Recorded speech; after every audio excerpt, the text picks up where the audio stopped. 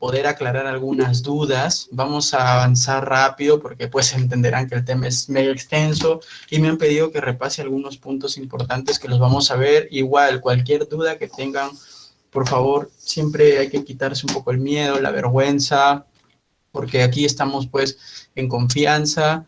Recuerden ustedes que yo aprendo con ustedes, ustedes pueden aprender un poco de mí también, pero mientras más dudas tenga y mientras más se puedan aclarar es mejor. Entonces comenzamos. Hay que recordar de que la enfermedad cerebrovascular, en primer lugar, se divide en dos grandes ramas, ¿no? En la enfermedad cerebrovascular isquémica y en la enfermedad cerebrovascular hemorrágica. Hoy día específicamente me han pedido que hable de la isquémica. La enfermedad cerebrovascular isquémica puede ser global, cuando hay una disminución bilateral del flujo sanguíneo cerebral, especialmente, por ejemplo, en los casos, no sé, de ahogamiento, de ahorcamiento, una encefalopatía hipóxico-isquémica, problemas durante el parto, etcétera, o puede ser una disminución focal, o sea, que solamente un vaso o un territorio arterial esté comprometido. Y dentro de las isquemias focales, pues tenemos a los dos puntos que me han pedido que trate o que comente el día de hoy, ¿no? Al accidente isquémico transitorio y al infarto propiamente dicho, ¿no? Entonces, hay que recordar que son parte de lo mismo, o sea, son la evolución de la misma enfermedad. Por lo tanto, hablar de uno es prácticamente hablar del otro, ¿ya? Y bueno, el hemorrágico, pues tenemos a las intraparenquimales, a las extraparenquimales, o la forma como les hayan enseñado que se puede clasificar también está bien seguramente. Hay que recordar que hay una entidad que no puede ser clasificada ni en la isquemia ni en la hemorragia, que es la trombosis venosa cerebral, dado que es un fenómeno que puede producir ambas manifestaciones, ¿no? La trombosis venosa cerebral puede producir fenómenos isquémicos, puede producir fenómenos hemorrágicos, así como puede no producir ninguno de ellos y producir solamente dolor de cabeza o hipertensión endocraniana, pero siempre hay que tenerlo en cuenta. Y lo que sigue es que felizmente para todos nosotros, todos los ACVs pues son una emergencia, incluyendo la trombosis venosa, así sea de presentación crónica, ¿ya? ¿Cuál es la fisiopatología de la isquemia, del ACV isquémico? Bueno, todos sabemos de que cuando la arteria está sana, está permeable, hay un adecuado flujo sanguíneo y todo está bien, ¿no? Ahí como el perrito está feliz, el tejido, ¿no? Recibe sangre, recibe oxígeno, recibe glucosa y todo va bien. El tema va cuando se ocluye la arteria por un coágulo, un trombo, un émbolo, como ustedes le quieran llamar. Realmente en la práctica clínica van a tener el mismo efecto. Así que cuando uno de esos se atraca y obstruye el flujo sanguíneo, vienen los problemas, ¿no? Lamentablemente el tejido cerebral no puede soportar mucho tiempo sin aporte sanguíneo, ¿no? No es que soporte horas, ¿no? Soporta nada más algunos minutos luego del cual, perdón, va a ocurrir un daño irreversible, que es la muerte cerebral, la muerte neuronal, perdón, ¿ya? Ahora, hablando de la fisiopatología, pues tenemos que recordar entonces dos conceptos, el concepto de flujo sanguíneo cerebral y el concepto de perfusión cerebral. Son dos conceptos que comentamos en segundo año y cada uno es importante. ¿Por qué? Porque como ustedes pueden ver en la diapositiva, un infarto se puede producir de forma más frecuente por una caída significativa del flujo sanguíneo cerebral, pero también se puede producir por una marcada caída de la presión de perfusión cerebral. Ahí ya ustedes tienen los valores, entiendo yo que ya los conocen, solo hacía falta recordarlos, los pongo ahí, pero no se olviden, esto es como que la cantidad de agua y la fuerza con la que llega. Imagínense que tienen una manguera, ¿no? El flujo sanguíneo cerebral es la cantidad de agua que discurre por la manguera. Si discurre menos agua o se corta el agua, pues necesariamente va a morir la parte que ustedes estaban regando, ¿no? En un tiempo determinado. Pero, ¿qué pasa si falla la presión de perfusión? O sea, ¿qué pasa si no llega agua con la suficiente fuerza por la tubería? Pues también el agua no va a llegar tanto, no va a cubrir todo el área que debería cubrir y también va a haber un daño. Básicamente ese es el mecanismo. Entonces no se olviden, por favor.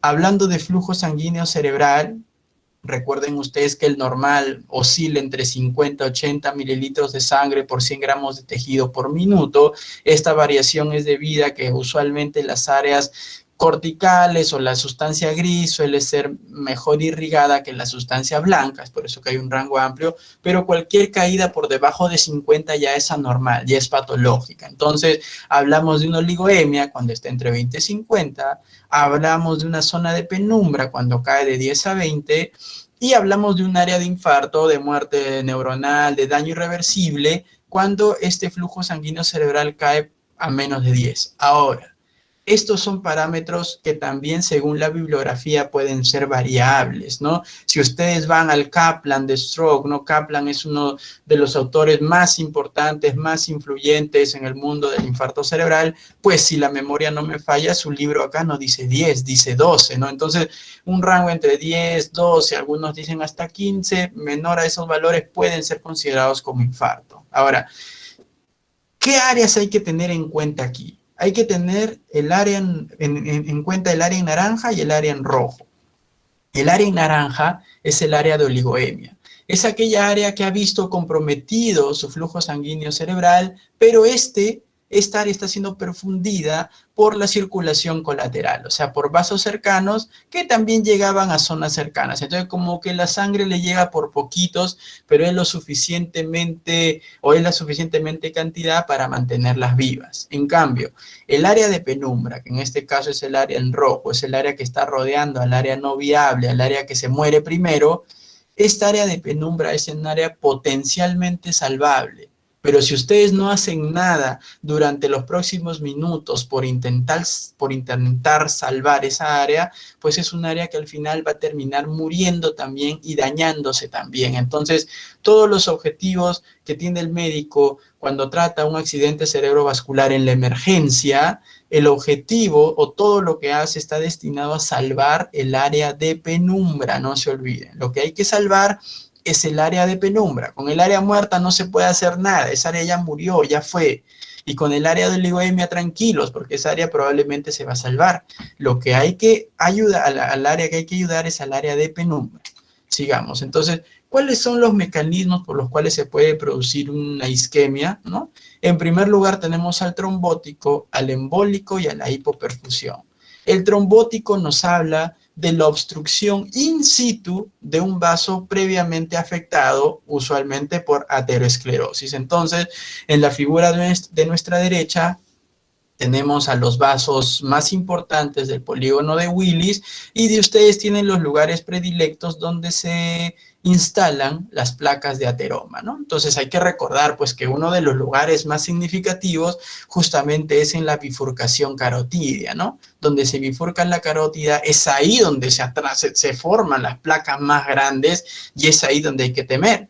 Otros lugares también casi en la bifurcación de la carótida interna en su parte final, cuando sale la cerebral anterior y la cerebral media, también es un punto a tener en cuenta, y a nivel del trayecto de la arteria basilar. Son lugares típicos donde podemos encontrar estas placas ateromatosas que en algún momento se fragmentan, el ser humano o el mismo cuerpo por intentar reparar ese defecto, forma un coágulo in situ, lo que genera la oclusión del vaso. Ese es un mecanismo trombótico. ¿Cuál es el sustrato fisiopatológico? La aterosclerosis, una placa ateromatosa. Luego tenemos el mecanismo embólico, en el cual se supone que el vaso previamente no estaba enfermo, sino que el vaso estaba sano, pero se ve ocluido por un émbolo que viene de un lugar distante. La palabra émbolo ya implica de por sí intrínsecamente el concepto de que es algo que viene de otro lugar y se atasca ahí. Entonces, para eso hay que comentar cuáles son los dos lugares principales que generan émbolos. En primer lugar tenemos el corazón. Ya saben ustedes que hay varias patologías que pueden generar la presencia de coágulos intracavitarios, principalmente intraauricular izquierda, los cuales puede pasar al ventrículo izquierdo y salir disparados a la circulación general. La más frecuente es la fibrilación auricular, pero no es el único lugar de donde puede nacer un émbolo. Un émbolo también puede nacer en una arteria. Por ejemplo, un paciente que tenga una placa ateromatosa carotidia inestable, parte de esa placa se fragmenta, pero como es pequeña, va a viaja y se va a atracar en un lugar distal a de donde nació, en un lugar distal, pero que tenga su calibre, se atraca más arriba, ¿no? Entonces, hay un embolismo, un cardioembolismo, o sea, un embolismo proveniente del corazón, pero también hay un embolismo arterio-arterial, ¿ya? De estos dos, el más importante, pues, es el cardioembolismo, pero no hay que olvidar el otro. Y en cambio, el mecanismo por hipoflujo habla no tanto de una obstrucción en sí, sino de una caída marcada de la presión de perfusión cerebral. Ahora, ¿cuáles son las áreas en las cuales va o esta caída de la presión de perfusión cerebral realmente va a producir una lesión? Pues en las llamadas áreas limítrofes, ¿no? Las áreas limítrofes son aquellas áreas que están irrigadas por dos territorios vasculares, pero los dos territorios vasculares no es que le den mucha sangre, sino que le dan sangre a cuentagotas. Es como este problema, no sé, supongo que ustedes no lo saben, ¿no? Pero porque eso ya es un problema de años, pero son los vecinos de estos distritos Independencia y Los Olivos, ¿no? Hace muchos años en la tele salía un problema de que ni el alcalde de Los Olivos ni el alcalde de Independencia quería recoger la basura de aquellos vecinos que vivían justo en el límite. Es igual acá. Nadie quiere irrigar las áreas que están al límite, por ejemplo, entre la cerebral anterior y la cerebral media, o entre la cerebral posterior y la cerebral media, o entre la circulación superficial y la circulación profunda. Nadie. La sangre ahí llega con las justas, pero en un individuo sano no pasa nada, porque la poca sangre que llega, a la poca presión que llega, es suficiente. El tema está si es que ustedes someten a un paciente vulnerable a una hipovolemia, por ejemplo, a una deshidratación, un abuelito deshidratado, a un abuelito o a alguien que tenga una sepsis severa que ustedes saben que va a causar al final un shock distributivo, o alguien que tenga, por ejemplo, una gran hipovolemia tras una hemorragia masiva, ¿no? Entonces, son situaciones en las cuales cae la volemia y las áreas cerebrales que van a sufrir son aquellas áreas limítrofes que tienen menor presión de perfusión cerebral. Entonces, cuando ustedes sospechan una lesión limítrofe, necesariamente tienen que tener en cuenta las áreas sombreadas en gris, porque son las áreas típicas de localización. Sigamos. Ya dejando la fisiopatología, factores de riesgo. Ustedes ya saben que hay un sinnúmero de factores de riesgo. Los factores de riesgo se pueden dividir en dos: en factores de riesgo modificables y en no modificables. Obviamente en los no modificables están aquellos contra los cuales no podemos hacer nada. El más importante ahí, la edad. Nadie puede hacer nada contra la edad. Los años siguen pasando y mientras más años sumamos, más riesgo tenemos de padecer un ACV. Otro factor no modificable, por ejemplo, el riesgo genético, ¿no? Y ahora, dentro de los factores de riesgo modificables, o sea, aquellos que sí podemos tratar, el más importante es la hipertensión arterial. Hay que recordar que de todos los casos de ACV, el 70% de los pacientes son hipertensos, un 30% son diabéticos, un 30% son dislipidémicos y el resto de factores de riesgo ya se encuentran en menor proporción. Entonces, los más importantes, edad e hipertensión arterial. No se olviden de eso. Ahora, hay dos tipos de ACV isquémico focal, ¿no? Lo habíamos comentado. El primer tipo es el accidente isquémico transitorio. El accidente isquémico transitorio o AIT. ¿Qué nos dice? ¿Cuál es la definición del AIT? Entonces, es un evento clínico, o sea, es un cuadro que produce manifestaciones clínicas que pueden tener manifestaciones encefálicas, o sea, de cerebro o de hemisferio cerebral y tronco, oftálmicas, o sea, puede comportarse como una amaurosis fugaz o una pérdida fugaz de la visión, o medular también, porque la médula también forma parte del sistema nervioso central, que dura menos de 24 horas según la OMS, o menos de 60 minutos según la Asociación Americana del Stroke y su parte que es la Asociación Americana del Corazón, ¿no? Mejor dicho, la ASA es parte de la AJA, no al revés sería, ¿ya? Entonces, ustedes dirán, ¿pero por qué entre 24 horas y una hora hay mucha diferencia, no? Claro, pues que la ASA es más específica que la OMS, ¿no? Eso me parece que lo comunicaremos más adelante y si no, ya pues lo diremos. Ahora, se supone que el AIT, se supone que por definición el AIT no tiene evidencia de isquemia en las imágenes, ¿no? O sea, se supone que si es que ya hay una isquemia, por más de que el evento clínico haya durado 1 minuto, pues ya no se llama AIT, sino ya se llama infarto. Entonces, la diferencia entre uno y otro en realidad lo dice si es que hay una lesión en la imagen o no, ¿ya? No se olviden. Ahora, hay que estratificar a los pacientes con AIT, pues no todos los pacientes que sufren un AIT son iguales. Hay varios scores pronósticos o puntajes pronósticos para estratificar a estos pacientes, para clasificar a estos pacientes. Tenemos el ABCD normal, el ABCD2, y ustedes dirán, doctor, pero usted está muy antiguo porque yo sé que ya salió el ABCD3. Sí, pues ya salió el ABCD3 con sus modificaciones incluso, pero la herramienta más útil es este puntaje que se llama el score ABCD2. ¿Por qué la más útil? Porque no necesitamos ningún examen auxiliar para poder usarlo. Basta con las características clínicas que podamos nosotros indagar en el paciente o que podamos nosotros evaluar. Entonces, es más que suficiente y que tiene mucha aplicación para nuestra realidad, porque el ABCD3, que digamos que es como que la evolución de esto, sí hace uso de exámenes auxiliares, como de una ecografía de carótidas, como que de una resonancia cerebral también, pero seamos sinceros, ¿quién tiene acceso a eso en el mundo en general? Muy pocas personas, pues, ¿no? Entonces, es por eso que el ABCD2 es el más confiable.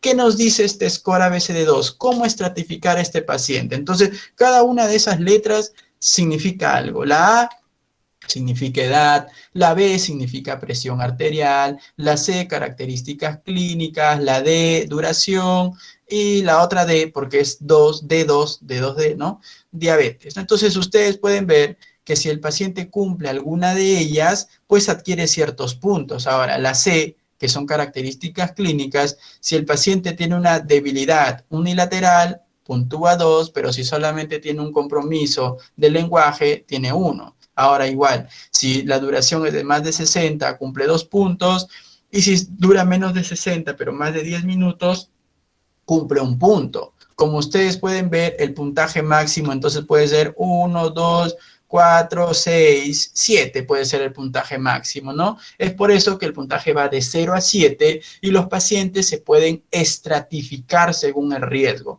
¿Por qué es importante estratificar un accidente isquémico transitorio? Es importante para poder nosotros ver en qué pacientes tenemos que centrarnos para buscar cuál fue la causa de ese AIT y a qué paciente le podemos decir, bueno, señor, la verdad es que lo que le ha sucedido probablemente sea un accidente isquémico transitorio, pero el riesgo de que usted empeore o le dé un infarto es muy bajo, así que puede ir a la casa, tómese esto y todo tranquilo, regresa por consulta.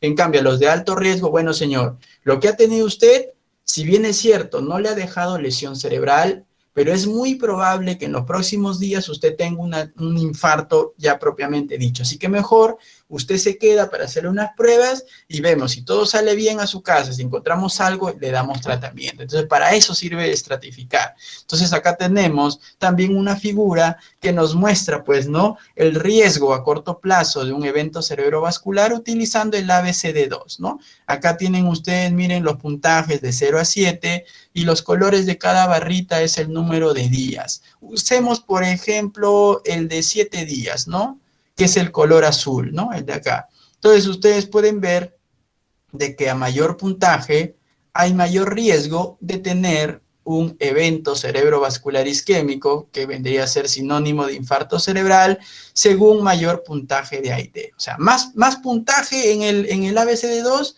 más riesgo de hacer un infarto propiamente dicho. Es por eso que es importante estratificar. ¿A quienes se les considera de alto riesgo? Aquellos que tienen un puntaje de 6 a 7.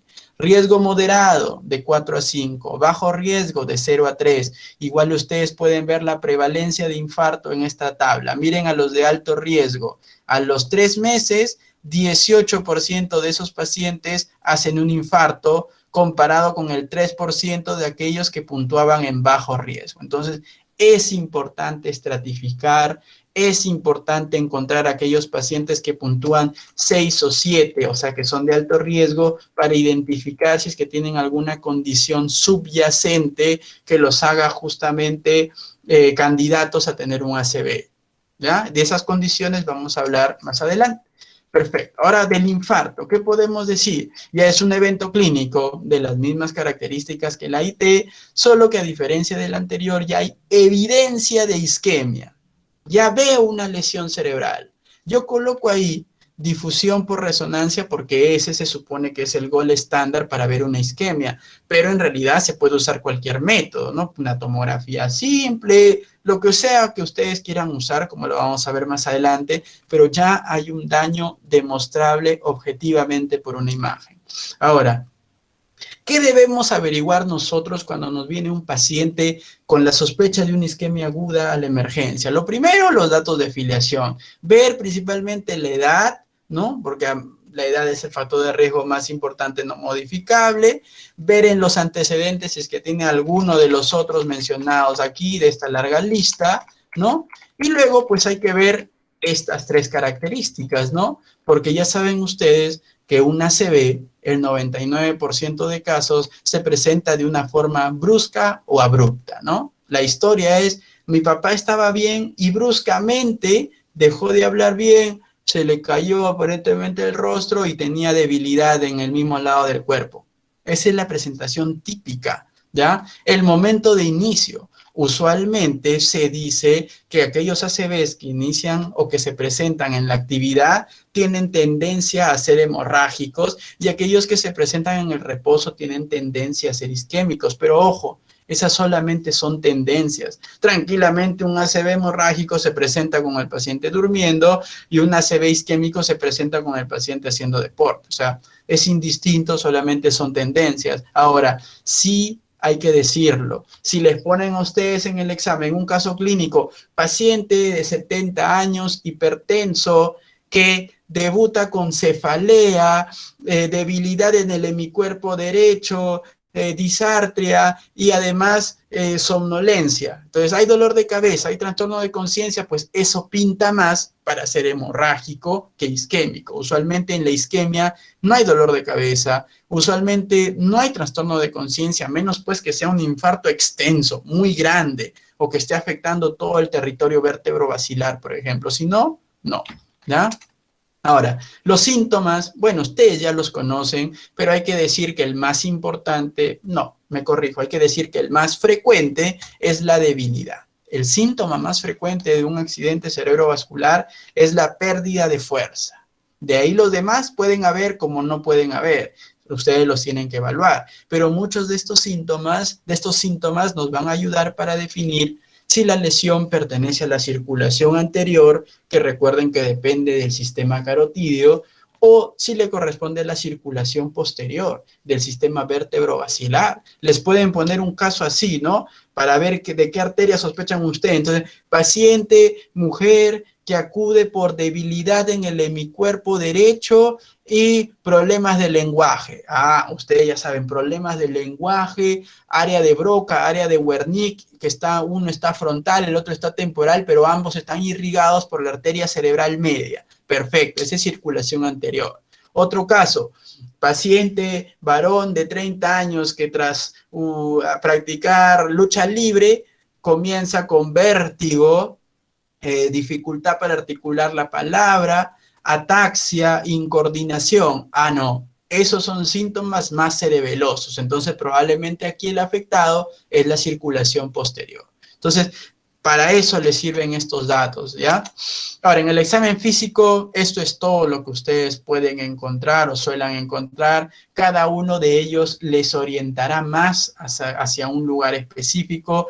Esto ya ustedes lo han visto en tercer año, así que no vamos a meternos en este campo, pero siempre hay que recordar que lo más frecuente es el déficit motor. No se olviden de eso. Sigamos. Ahora, mucho de lo que vamos a decir aquí tiene como base a la guía del año 2018, publicada por la AJASA, que tiene que ver con el manejo agudo de los pacientes con ACV, porque por ahí también algo de manejo me dijeron que hable. Entonces, mucho de lo que está aquí se basa en este paper de Powers y, bueno, y todo su equipo del año 2018. Recuerden que es la actualización de la guía del año 2013. Hay una adenda a esta guía del año 2019, pero en realidad la carnecita está aquí, ¿ya? Entonces, lo pongo ahí de referencia. En primer lugar, ante todo paciente que llega a ustedes con un ACV, lo tienen que evaluar. Pero no tienen que hacerle la evolución larga de todo el tiempo, esa de la historia clínica que dura 1 hora, no. Tienen que aplicar una escala corta de evaluación. La más validada, porque no es la única, hay otras, pero la recomendada por las guías internacionales es el score o el puntaje del NIHSS, ¿no? Entonces es el score recomendado. Supongo que ya les han hablado de este score, 11 ítems, ¿no? 11 ítems, cada uno tiene su objetivo y el puntaje va de 0 hasta 42, ¿no? Obviamente, mientras más puntos obtenga el paciente es porque está peor, es porque está más grave y también este es un score pronóstico de mortalidad. O sea, mientras más puntaje obtiene, obviamente tiene más riesgo de morir también o de tener un mal pronóstico funcional. Ahora, como les digo, no lo digo yo, sino que la misma guía de Powers lo dice, usar una escala de valoración de la severidad del stroke, del ictus, del infarto, como ustedes le quieran decir, preferiblemente el puntaje de NIHSS. ¿Ya? Es la que se escoja. Entonces, cuando le pregunte a usted cuál es el score más indicado para valorar clínicamente estos pacientes en emergencia, el puntaje de NIHSS. Sigamos. Para el diagnóstico del SB, la sospecha casi diagnóstica, ojo, la sospecha, pero casi diagnóstica es clínica. Un déficit neurológico agudo es igual a SB hasta que no se demuestre lo contrario. Ojo, un déficit neurológico agudo es igual a un SB, ACV, ictus, stroke, como ustedes le quieran decir, hasta que no se demuestre lo contrario. Ahora, la confirmación que es necesaria para el manejo se usa o se puede realizar con las imágenes. Por lo tanto, son imprescindibles las imágenes aquí.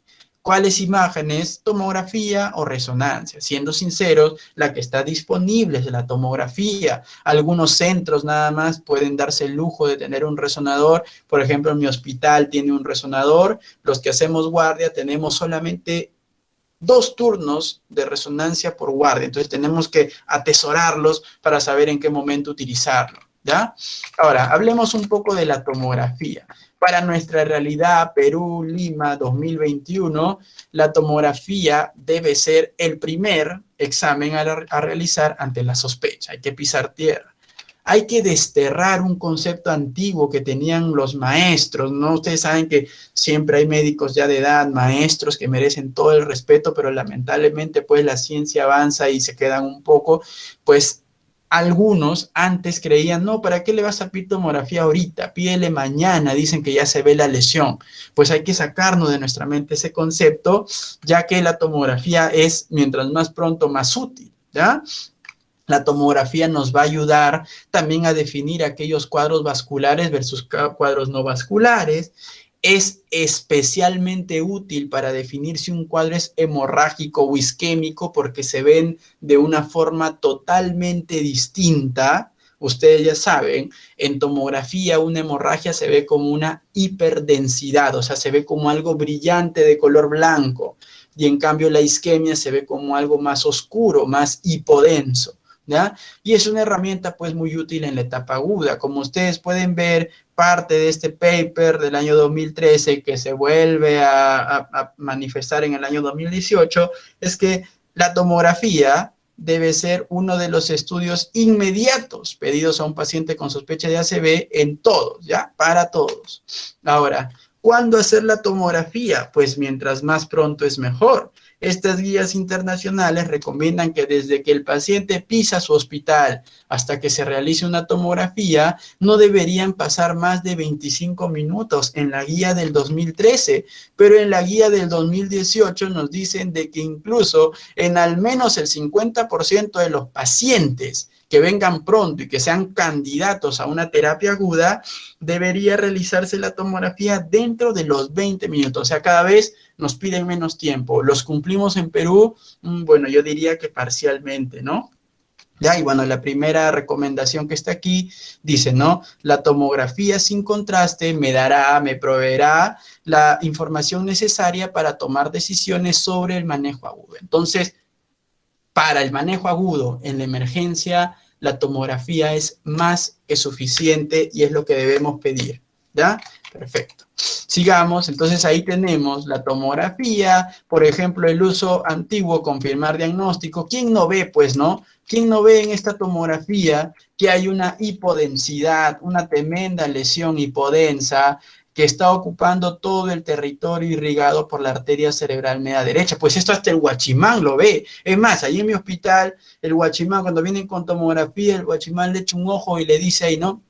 Le dice, infarto. Así dice, ¿no? Como para pasarlo más rápido, ¿no? Sí. O sea, entonces, esto lo ve cualquiera, ¿no? Entonces, la cosa es que ustedes entrenen su ojo para ver lo que no ve el guachimán, para ver lo que deberían ver solamente ustedes, ¿ya? Porque el uso actual es la detección temprana. Entonces, vamos a hablar un poquito de imágenes, solo algo breve. Yo sé que no tienen ustedes un curso de radiología como tal y creo que debería haberlo, entonces vamos a ver solo algunos aspectos. Este es el tomógrafo, miren, del hospital ahí.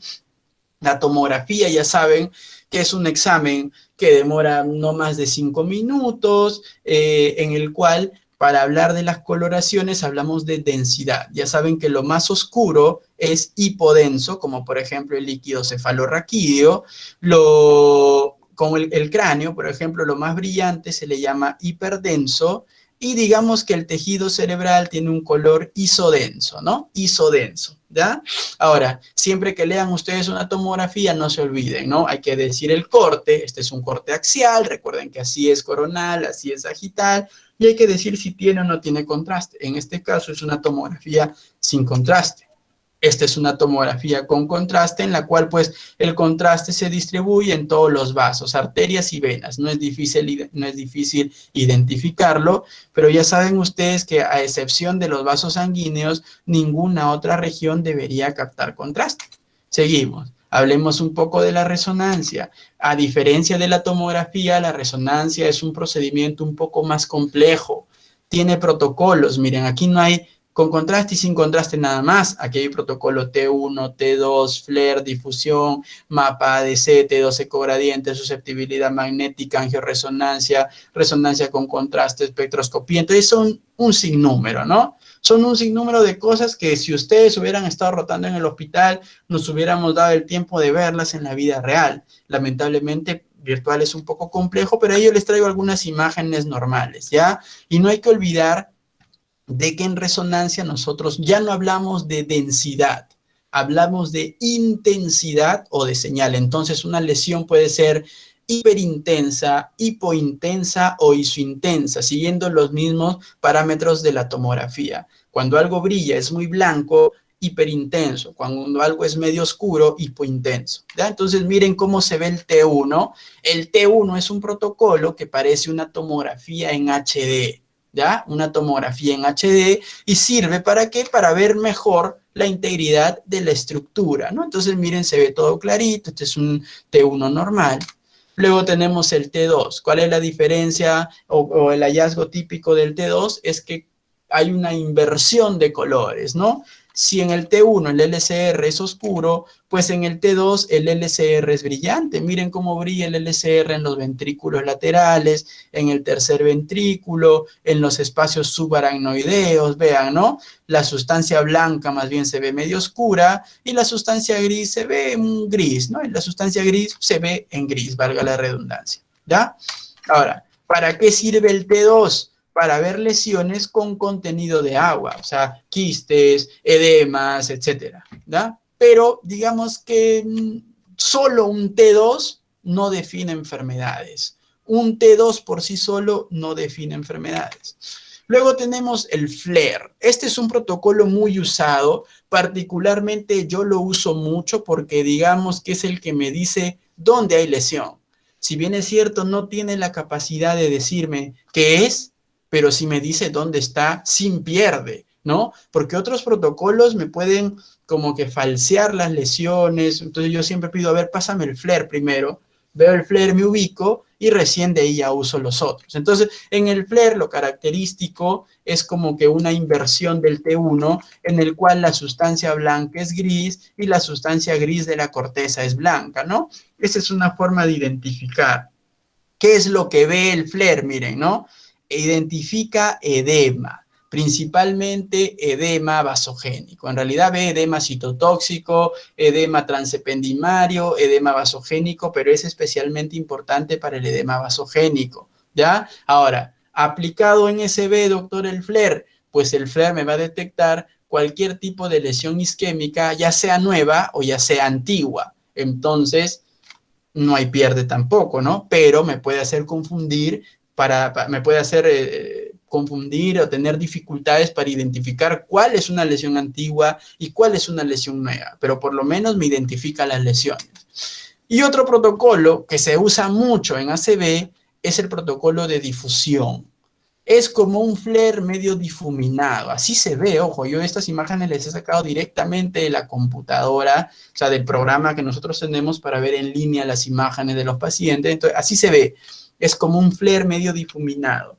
Normalmente no debería haber nada brillante en este protocolo, y todo lo que brilla, como dice ahí, toda lesión hiperintensa es edema citotóxico el 99% de veces por isquemia. Entonces, no hay que olvidarse que el protocolo de difusión es uno de los protocolos más específicos para evaluar isquemia. Entonces, es el protocolo predilecto que nosotros debemos solicitar ante la sospecha de un infarto cerebral o de un accidente isquémico transitorio para ver si es que dejó o no dejó lesión, ¿ya? Este protocolo va de la mano con otro que se llama el ADC.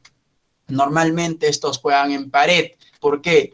Si un infarto aquí es brillante, hiperintenso, el mismo infarto aquí se ve oscuro, hipointenso. Y esa dualidad, primero que me confirma el diagnóstico de infarto cerebral y segundo que me confirma que el infarto cerebral es agudo. Doctor, ¿a partir de cuánto tiempo un protocolo de difusión me sale positivo? A partir de los 20 o 30 minutos del inicio de los síntomas. Doctor, ¿hasta cuándo sigue positivo? ¿Hasta cuándo yo veo la lesión isquémica? Más o menos hasta los 28 o 30 días.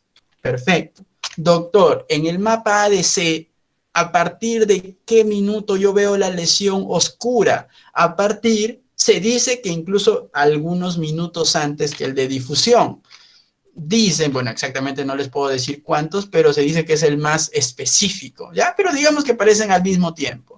Pero ¿cuándo desaparece? A los 7 días. Entonces, si yo tengo una lesión brillante acá, pero que aquí ya dejó de ser oscura, entonces yo no puedo decir de que ese infarto es agudo, que tiene menos de 7 días de evolución.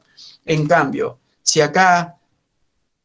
pero sí me dejo entender, ¿cierto? Si acá está brillando y acá está oscuro, creo que lo dije al revés, pero lo repito. Si en difusión brilla y si acá está una mancha oscura, menos de 7 días de evolución. Si en difusión brilla, pero es aquí, esto ya no está oscuro, sino que se ve normal, eso ya tiene más de 7 días de evolución, pero menos de 28 días, ¿ya? Entonces no hay que olvidar esa dualidad. Luego tenemos otros protocolos como el T2 ecogradiente, que para infarto no es útil porque ve hemorragias. El protocolo de susceptibilidad, que para infarto no es útil porque también ve hemorragias con mayor sensibilidad que el anterior. Luego tenemos la angioresonancia, que sí sirve mucho para evaluar en vivo al polígono de Willis, ¿no? Por ejemplo, esta es la carótida interna, cerebral anterior, cerebral media, y así yo puedo estudiar, obviamente dándole vuelta, acercando, alejando la vasculatura intracraneal.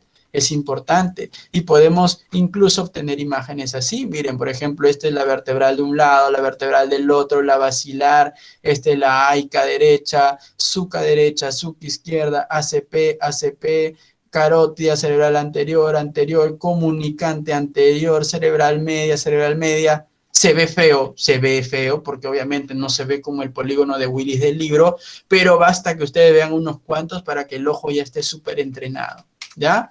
Esta es una venoresonancia, es una fase venosa, especialmente útil en los casos de trombosis venosa cerebral, así que ahora sale. Ahora, ya habiendo sabido eso, que es lo normal, pues vayamos a lo anormal.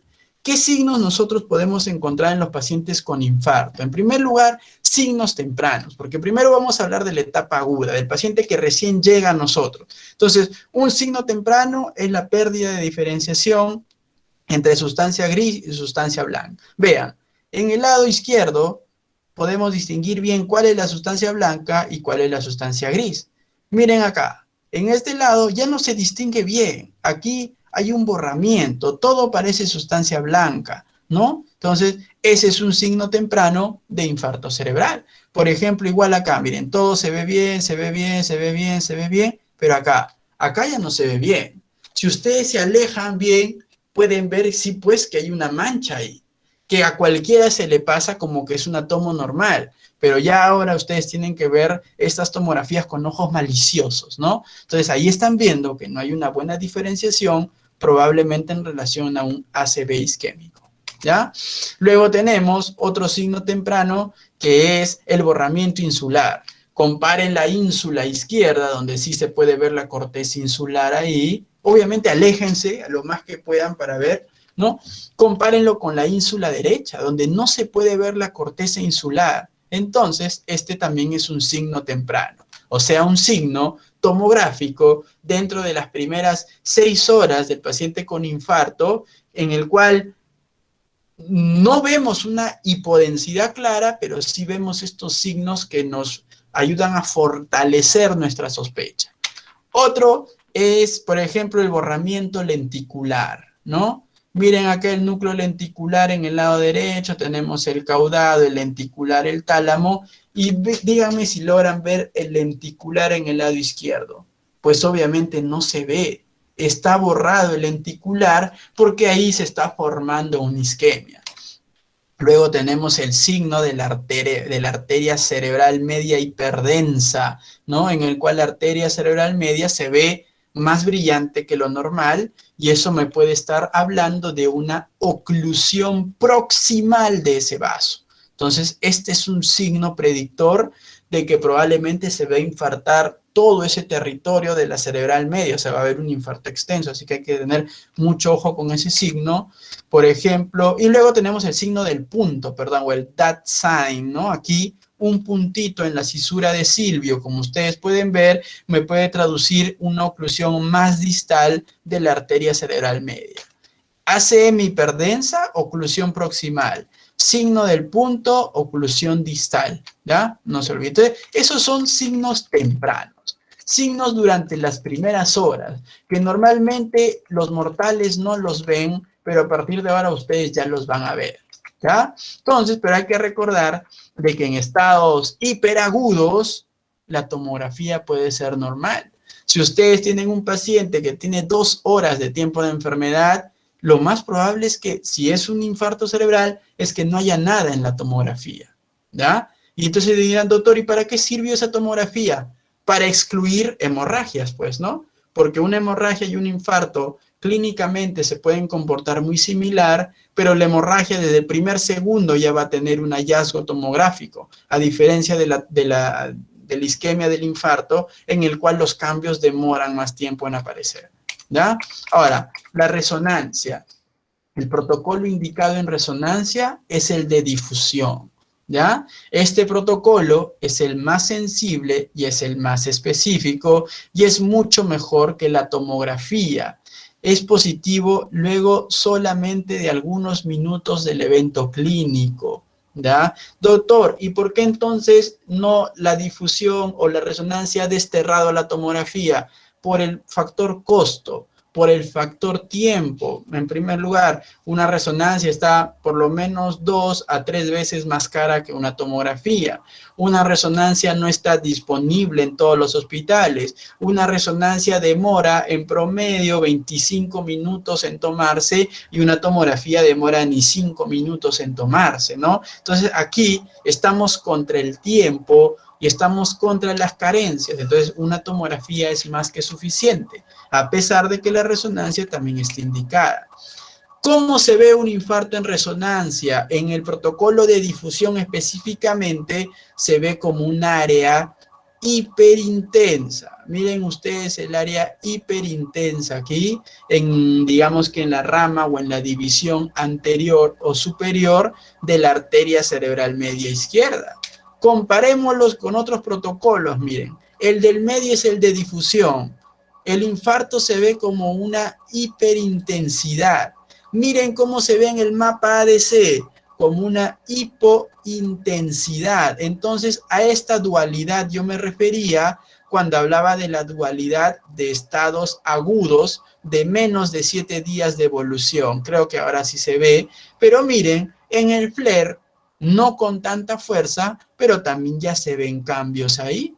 Entonces, obviamente que la resonancia es mejor, más específica, más sensible, pero no está disponible, demora más tiempo y es más cara. Entonces ya saben, en emergencia, tomografía, más aún si es que el cuadro es hiperagudo, ¿ya?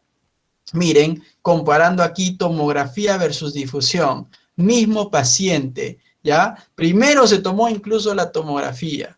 Miren que la tomografía, yo sé que todos ustedes me dirán que no ven nada en la tomografía, ¿no? Con ojos maliciosos, ¿qué se ve? Se ve una pérdida de diferenciación de sustancia blanca, sustancia gris aquí. Comparen cómo en el resto sí se ve bien, aquí no. Y también con ojos maliciosos yo veo una disminución de los surcos cerebrales por esta zona, ¿no? Pero más no puedo decir, no es todo muy dudoso. En cambio, miren lo evidente de la lesión en difusión, ¿no? Entonces hay una diferencia marcada, ¿ya? Perfecto, pero ¿qué nos dice la guía? Cuando usar resonancia, usualmente es útil en pacientes, ¿no?, que tienen más de 6 horas y menos de 24 horas de evolución, ¿ya? Ahí figura la resonancia. Miren, la resonancia por difusión aquí es recomendada, ¿ya? Perfecto. Aprendamos ahora el manejo con un caso clínico. Paciente, mujer de 65 años, hipertensa, diabética, 2 horas de enfermedad. Acude a la emergencia con 2 horas de enfermedad.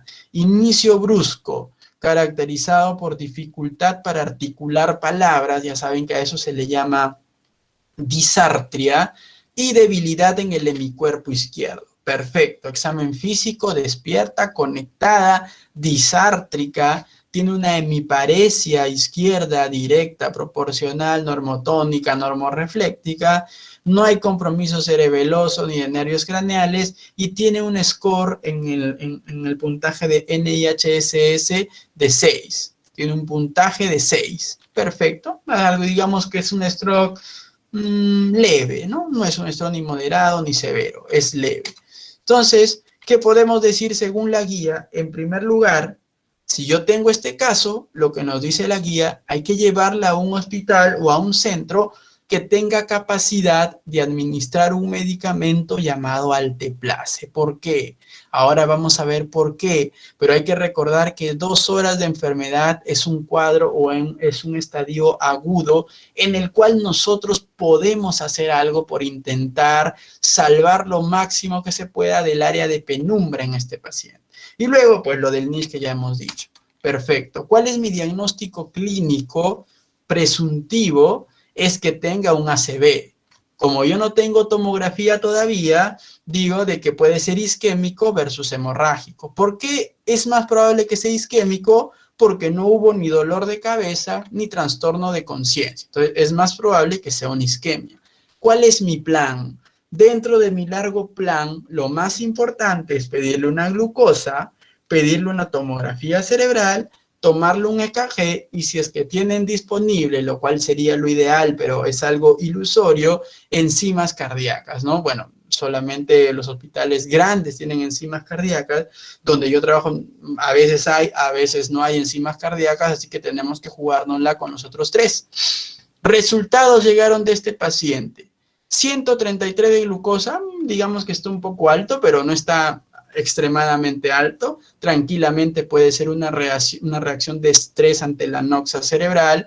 En el EKG no hay nada malo, felizmente, y las enzimas cardíacas son normales. Y acá viene otro punto interesante de la guía, pregunta de examen. ¿Cuál es el único examen que tienen que tomarle al paciente antes de administrarle el Alteplase? La glucosa. Es el único. El resto de exámenes solamente le toman la muestra y comienzan ustedes a hacer lo que tengan que hacer con la muestra procesándose. Lo único que hay que tomar es una glucosa y una tomografía, nada más, ¿ya? Ahora, Esta es la tomografía del paciente, del caso. ¿Ven algo? La verdad es que yo no veo nada. Esta es una tomografía normal, obviamente porque es un estado hiperagudo. Tiene 2 horas hasta la tomografía, ya 2 horas y media, con la glucosa, el EKG, todo, ¿no? Media hora, normal. En estados hiperagudos, la tomografía puede ser normal.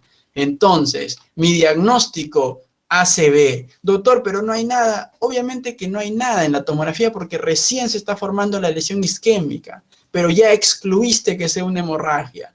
Tiempo de enfermedad, 2 horas y media. ¿Aplicar qué? Terapia de reperfusión aguda. Entonces ya entramos a la primera parte de esta clase, que es el manejo agudo. Entonces, cuando enfrentamos un infarto, tenemos un manejo agudo y un manejo tardío. En el manejo agudo, que es en aquellos pacientes que vienen a la emergencia pronto, rápido, pues hay que hacerles algo. Y ese algo es la terapia de reperfusión aguda. Esta terapia de reperfusión puede ser intravenosa o puede ser intraarterial.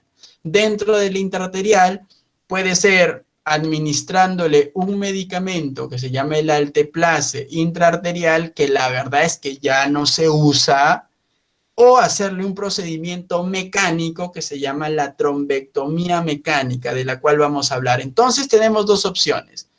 Terapia de reperfusión aguda intravenosa, o sea, ponerle en la vena un medicamento que me ayude a reperfundir, a romper el coágulo para que el flujo se restablezca, o tengo lo otro que ya no es una ampolla, sino hacer un procedimiento para abrir ese vaso, como vamos a ver a continuación.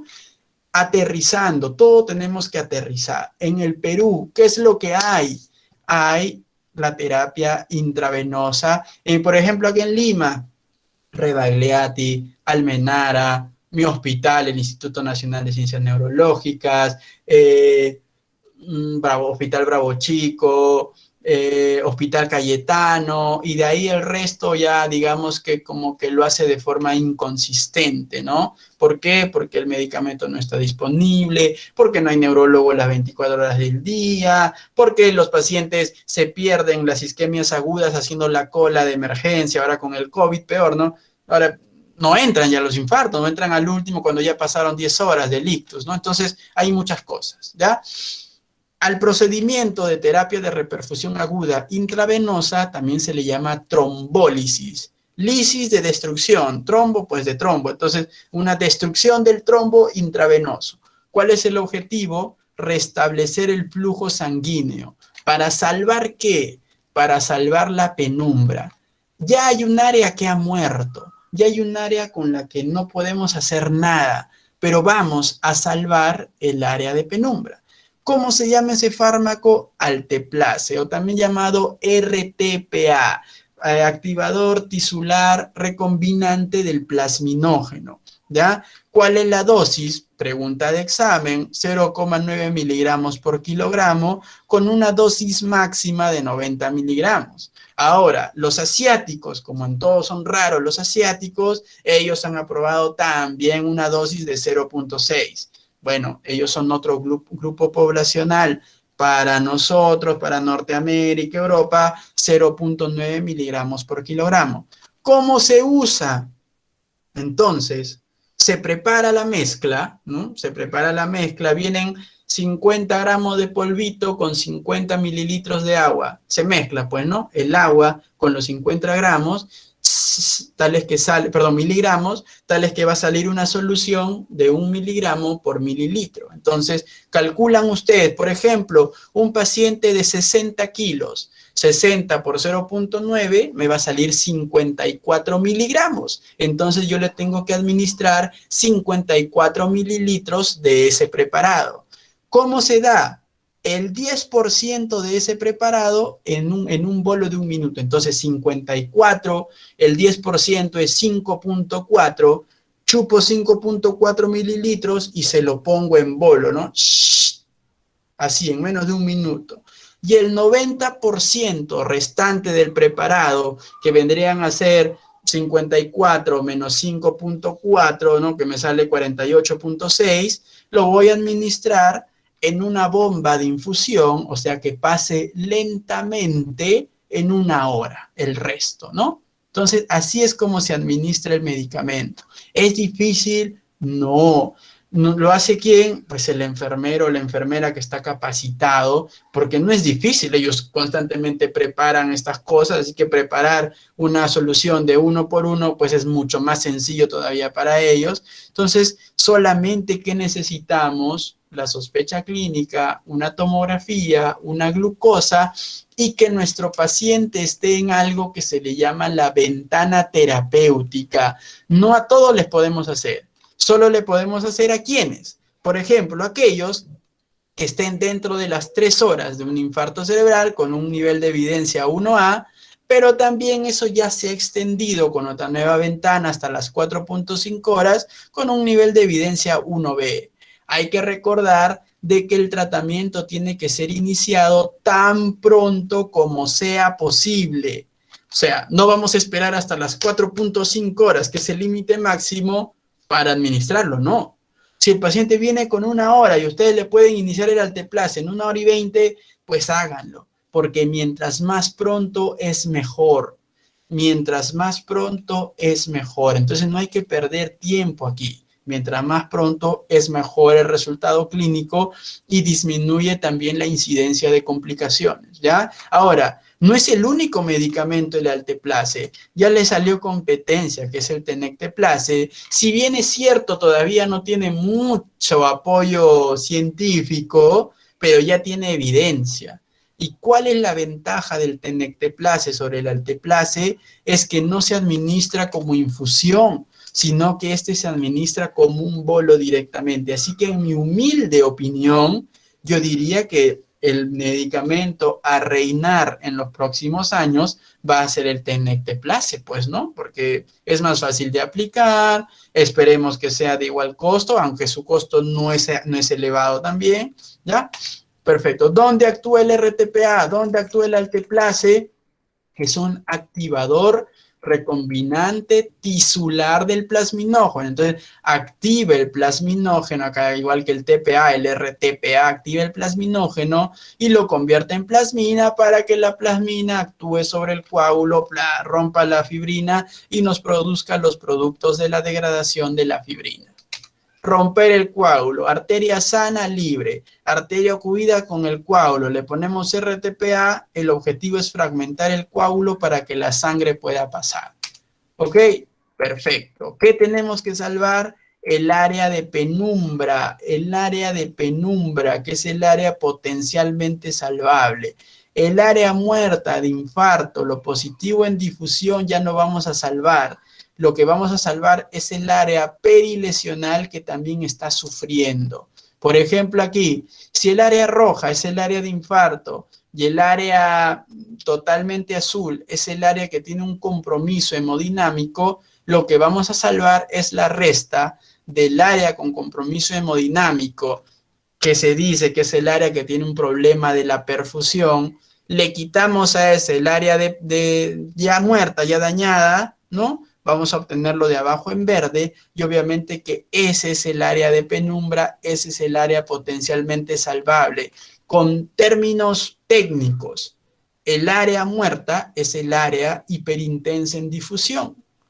El área digamos que con compromiso hemodinámico es aquella área que tiene una alteración en la perfusión y el área de penumbra viene a ser la resta entre el área comprometida de la perfusión menos el área comprometida de la difusión. Esa resta me da la penumbra, ¿ya? Que es el área potencialmente salvable.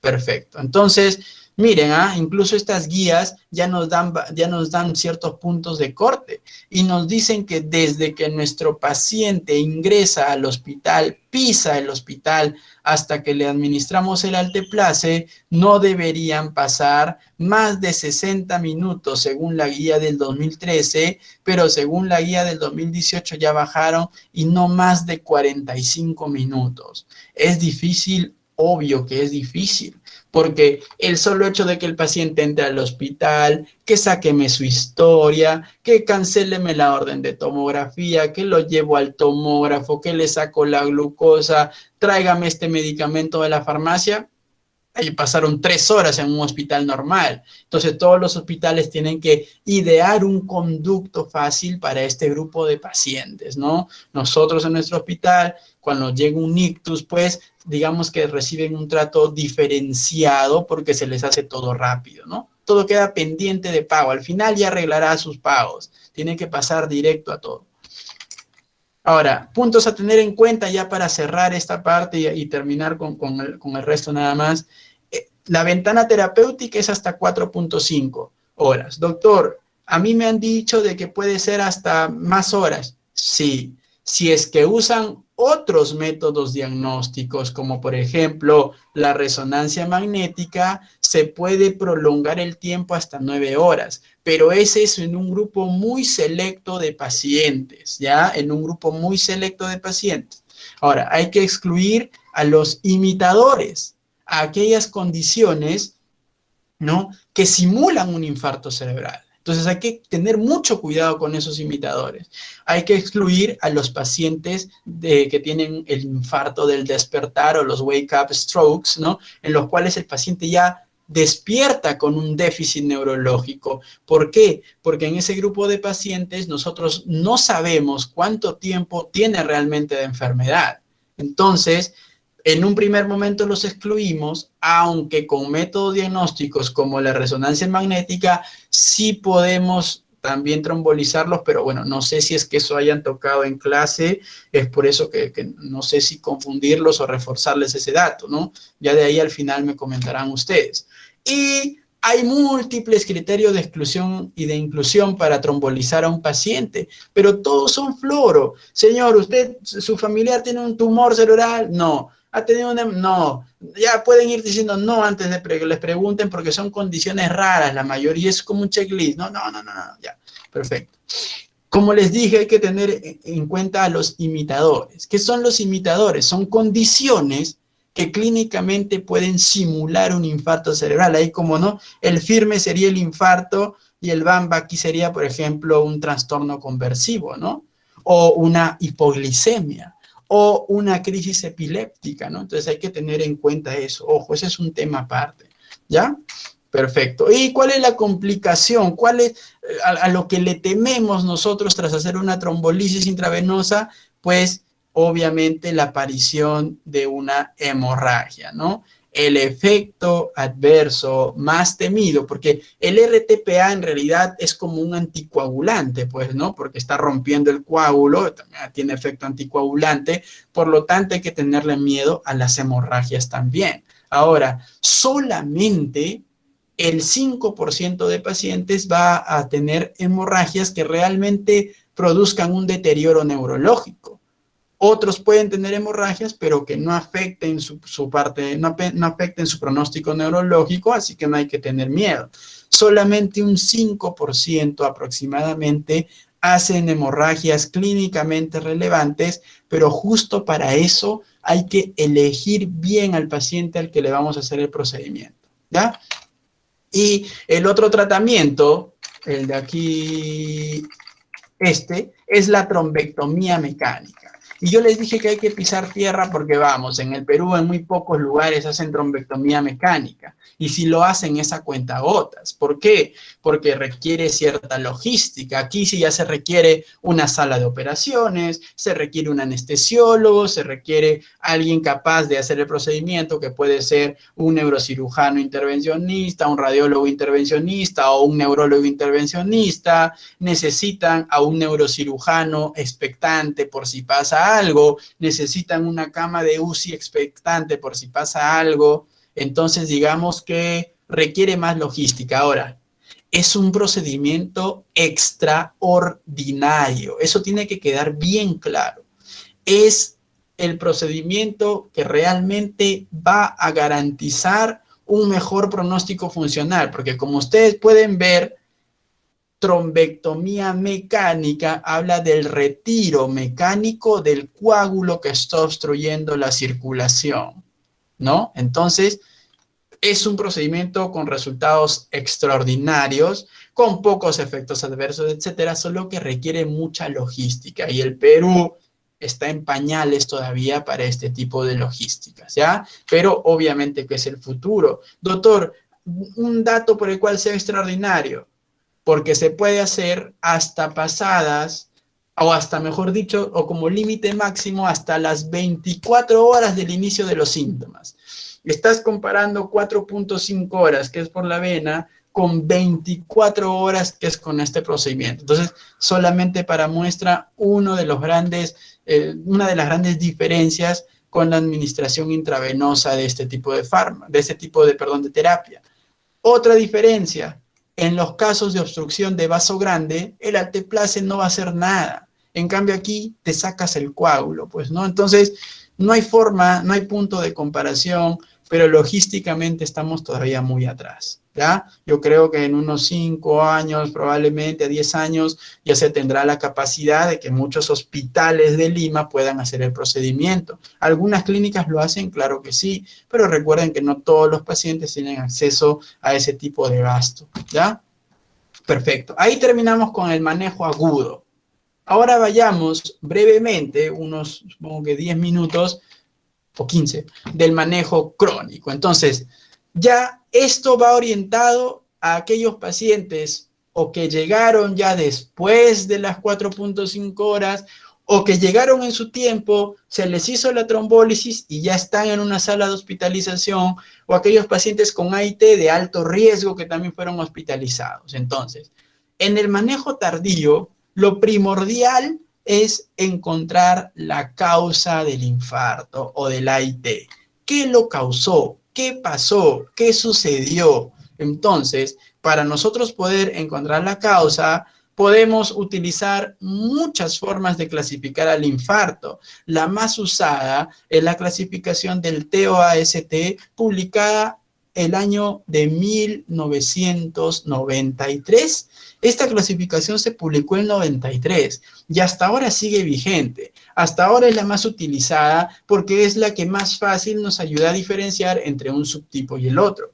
¿Hay muchas otras clasificaciones? Claro que sí. La que le quiere pelear es una clasificación del ASCOT, ¿no? Pero es un poco más compleja, ¿no? No todos los neurólogos tienen predilección por el área vascular, entonces como que no les gusta mucho esa y prefieren mantenerse en el TOAST.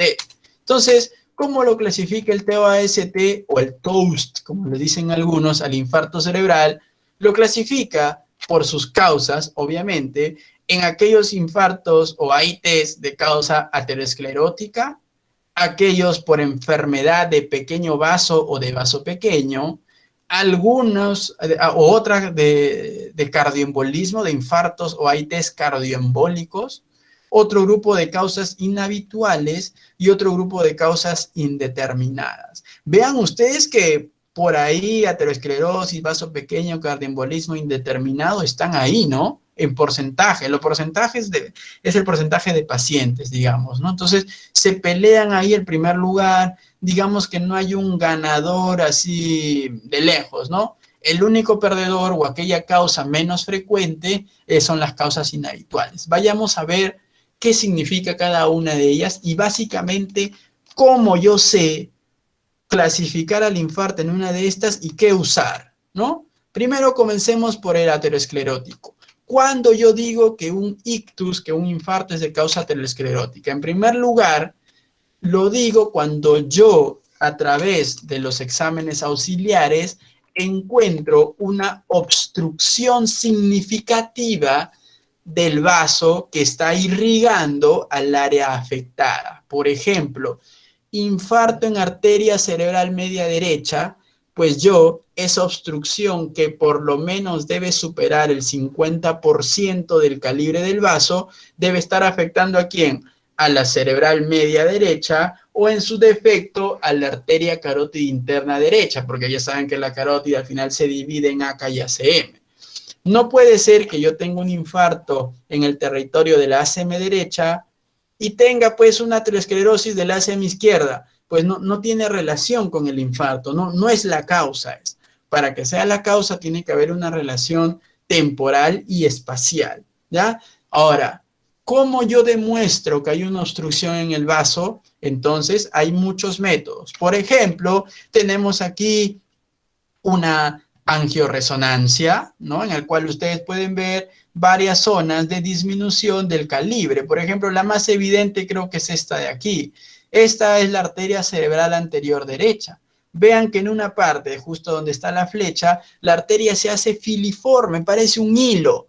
Obviamente que ahí hay algo que está obstruyendo, probablemente externamente, ¿no? Bueno, mejor dicho, dentro del vaso o intraluminalmente hay una placa que está haciendo que solamente el flujo pase por una zona muy lineal, muy delimitada. Entonces, sí cumple criterios. Si es que el paciente tuviera un infarto, en este caso, solo en este caso de la ACA derecha, pues obviamente cumpliría los criterios para un infarto por aterosclerosis de grandes vasos. Otro método diagnóstico, una angiografía digital, miren, ¿no?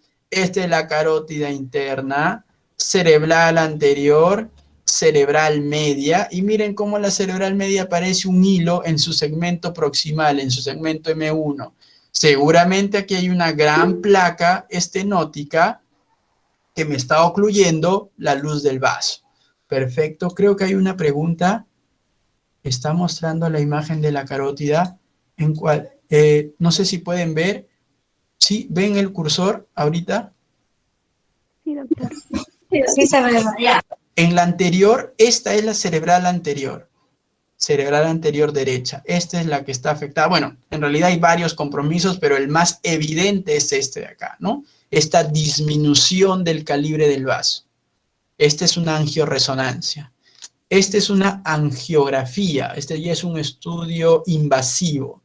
Esta es la carótida cerebral anterior, que tiene un buen calibre, y cerebral media. En su segmento proximal, se supone que el calibre de este vaso debería ser incluso más grueso que la cerebral anterior, pero se ve como un hilo.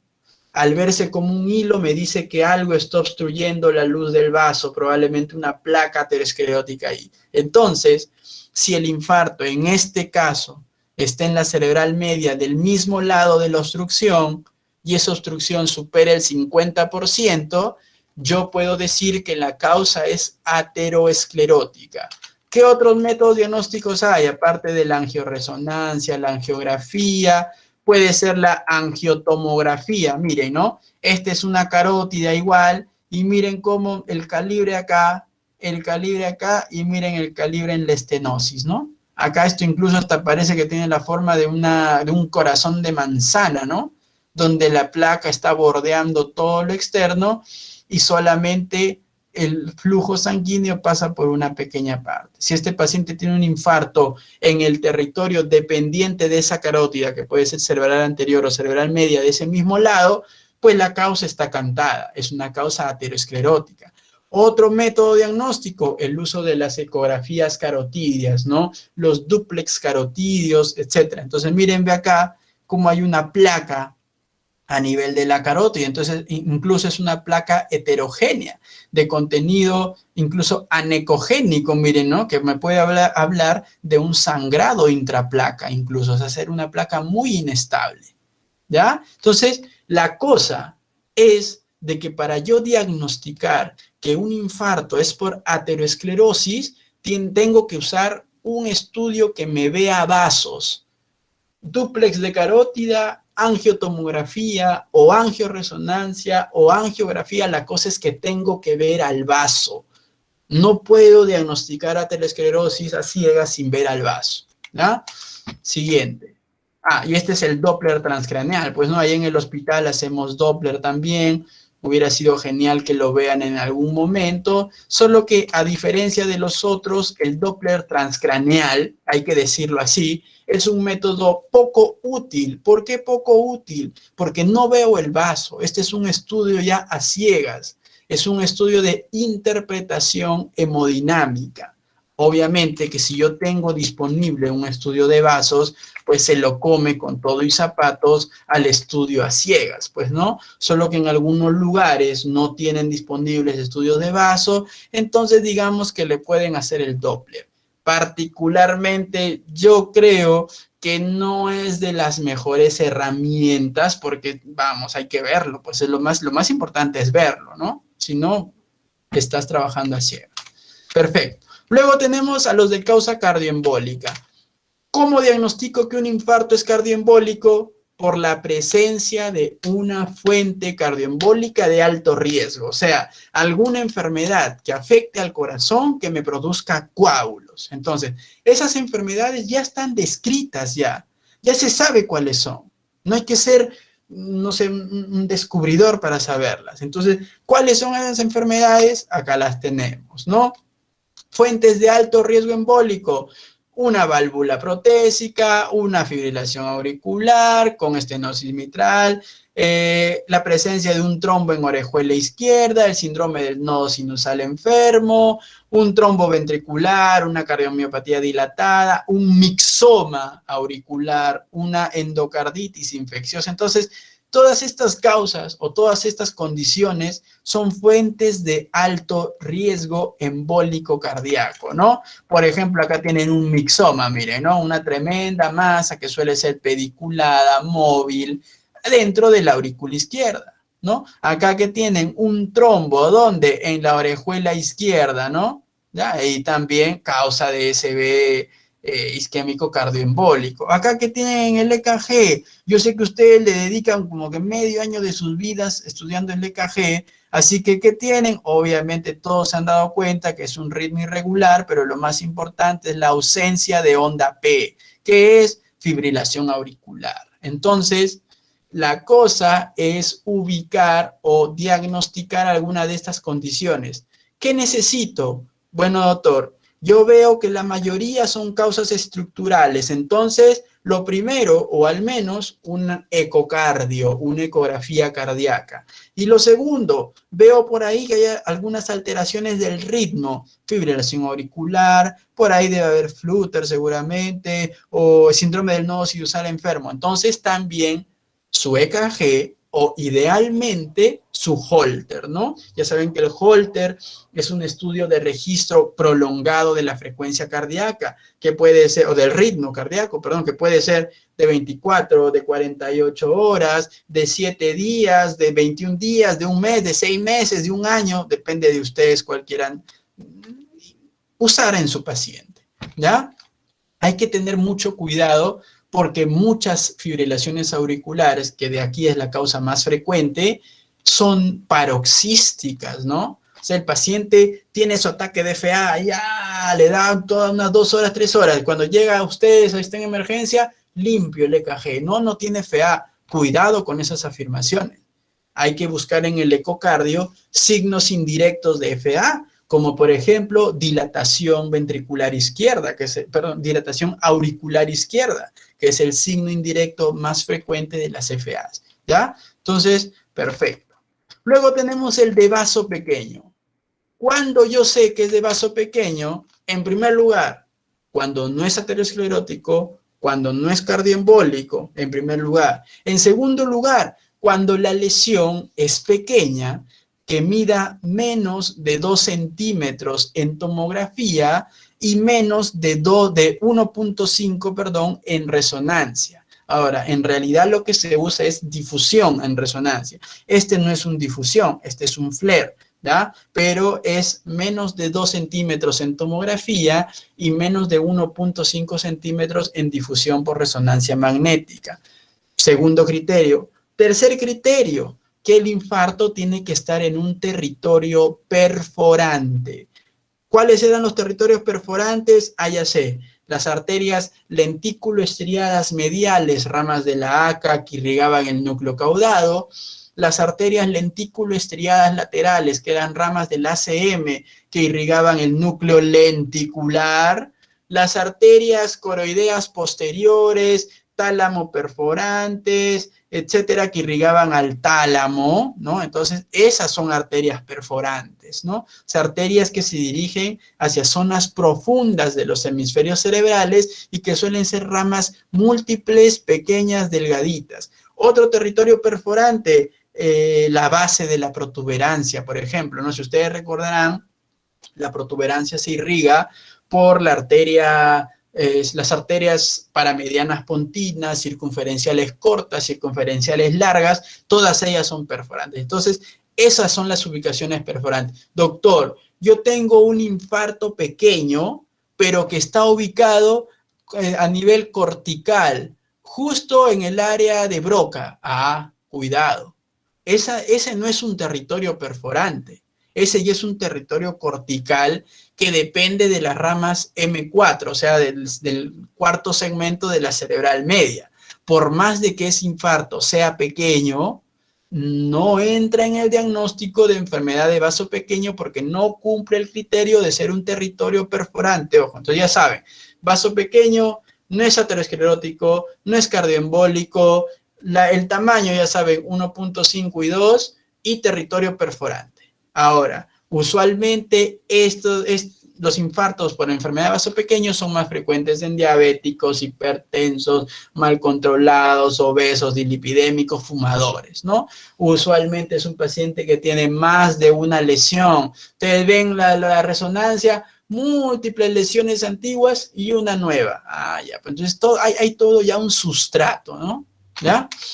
Luego viene el de causas inhabituales, raras, como por ejemplo una vasculitis de vaso grande, ¿no? Vasculitis de Takayasu. O por ejemplo, una formación de una red de vasos colaterales, más frecuente en asiáticos, etcétera, la enfermedad de Moyamoya. Entonces hay un montón de causas inhabituales, ¿no? Principalmente la vasculitis o los infartos asociados a lupus, a síndrome antifosfolipídico, o este tipo de vasculitis no inflamatorias como la enfermedad de Moyamoya, la disección arterial. No sé si recuerdan que yo les puse el ejemplo al inicio nomás de la charla, varón de 30 años que tras practicar lucha libre llega a su casa y tiene un cuadro que correspondía al territorio posterior. Lo más probable es que ese paciente haya tenido una disección de la arteria vertebral y luego haya hecho su émbolo, su ictus, ¿no? Entonces hay que recordar,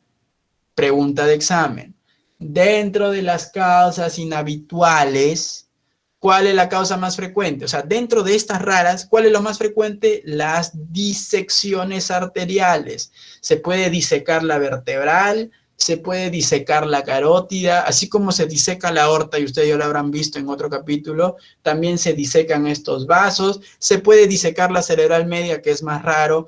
¿Qué implica el término disección? Implica separación de las capas del vaso. Ustedes ya saben que los vasos, las arterias, tienen una capa adventicia, una media y una íntima, ¿no? Que están pegadas, pues, pero si se disecan, se separan, forman una pseudoluz donde se acumula la sangre, y basta que la sangre no circule un ratito, se forman coágulos, los cuales luego viajan y obstruyen un vaso que está distal a su origen, ¿no? Entonces, disección arterial en jóvenes, infarto en jóvenes menores de 50 años, 1 de cada 4 es por disección. Entonces, si les ponen un caso de un joven, pues la causa muy probablemente sea disección, a menos de que le den otros datos adicionales, ¿ya? Y dentro, ¿cómo diagnostican estos infartos inhabituales? Ya va a depender, pues, ¿no? Es tan amplio el grupo de enfermedades aquí que ya va a depender de su sospecha específica, ¿no? Y luego los indeterminados. Los indeterminados pueden ser de 3 tipos. Aquellos que tienen 2 o más causas. Yo tengo un infarto, bueno, mi paciente tiene un infarto de la ACM derecha. Encontré una obstrucción del 80% de la carótida derecha, pero también encontré fibrilación auricular. ¿Cuál es la causa? No se puede determinar. Bueno, sí se puede determinar, pero tendrían que matar a la persona, abrir la arteria, sacar el coágulo y verlo al microscopio para ver si es un coágulo cardíaco o es un coágulo arterial, porque obviamente su composición es diferente, como ustedes ya lo sabrán, ¿no? Pues no vas a hacer eso, pues, ¿no? No es normal hacer eso, ¿no? Entonces, no se sabe qué causó el infarto, indeterminado. Otro, estudio incompleto. ¿Qué es lo que pasa en Perú? En Perú, cuando hospitalizan a un paciente en el Loaiza, 2 de Mayo, Carrión, Almenara, Remaliati, como lamentablemente, no es porque sean malos, ojo, es porque lamentablemente tienen que mover camas, dar de alta a los pacientes porque si no la emergencia se satura y eso no les permite hacer un estudio completo. El estudio completo, como ya le hemos mencionado en las etiologías, debe abarcar un ecocardio, un eco de carótidas, un holter y un estudio de vasos como mínimo, ¿no? Pero obviamente ahí no les pueden hacer todo eso, será para que el paciente esté 2 meses, ¿no? Entonces, alta a los 7 días, a las justas si le hicieron un EKG, por ahí ya un ecocardio y nada más. Entonces, el estudio es incompleto, causa del infarto indeterminado, y esa es la principal razón por la cual estos pacientes se vuelven a infartar, porque de repente tenían fibrilación auricular, pero solamente les dieron aspirina, pues ya está condenado a infartarse nuevamente, ¿ya? Y el otro son los verdaderos indeterminados, que son aquellos que tienen un estudio normal, o también llamados criptogénicos. Este grupo de pacientes ya entra a otro algoritmo diagnóstico que no es motivo de la clase de hoy, pero podemos hablar largamente otro día también. Ya, por último, el manejo. Prevención primaria, bueno, control de factores de riesgo que nosotros no vemos, ¿no? Bueno, me refiero al neurólogo, ¿no? Esto ya lo ve pues el médico de familia, el internista, hasta el cardiólogo, ¿no? Pero a nosotros ya nos llega cuando ya les dio el evento, entonces ya no podemos hacer prevención primaria. Entonces, ¿qué hacemos nosotros? Prevención secundaria y terciaria, que más es la terapia y eso, ¿no? Prevención secundaria. ¿Por qué prevención secundaria? Lo que nosotros tratamos de hacer es evitar la recurrencia, evitar que le vuelva a dar otro ACV. Entonces, la prevención secundaria va a ir de la mano de la etiología. Es por eso que hablamos de etiología, pues ahora hablemos de tratamiento. Para los infartos ateroscleróticos, ¿qué tenemos que hacer? En primer lugar, controlar estrictamente la glucosa, la presión, el LDL, eliminar el tabaco, controlar el peso, etcétera, ¿no? Luego, hay que dar un antiagregante plaquetario, que puede ser ácido acetilsalicílico o aspirina o clopidogrel. En realidad, aspirina, solo clopidogrel si es que hay alguna contraindicación para el uso de aspirina. ¿Ya? Eso tiene que quedar claro. Algunos dicen, no, pero son iguales. Vamos, pues el que tiene muchísima mayor evidencia es la aspirina, pues hay que usar el que tiene más evidencia, ¿ya? Luego, ¿qué más? En los casos de pacientes que tengan estenosis carotidia severa, o sea, que tengan una placa ahí que ocluye el 80, el 70, el 90, severa es cuando ocluye más del 70%, ¿no? Pues hay que sacar eso, ¿no? Bueno, hay dos opciones, ¿no? O hacer una endarterectomía, que es una cirugía abierta, abres ahí, como está aquí la primera, ¿no?